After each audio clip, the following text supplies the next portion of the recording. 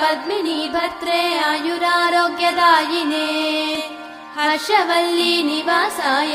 सूर्यदेवं तव सुप्रभातम् उत्तिष्ठोत्तिष्ठ चायेश उत्तिष्ठ उषयोज्ज्वल उत्तिष्ठ पद्मिनी कान्त लोकानां मङ्गलं कुरु मातः समस्त जगतां मधुकैटभारेः सव्येतराक्षी परितोषिणि पद्मनीड्ये नाथानुबद्ध भुवनावनबद्ध दीक्षे प्रत्यक्ष दैवतरमे तव सुप्रभातम् छाये किलाश्रित वरप्रद कल्पकल्पे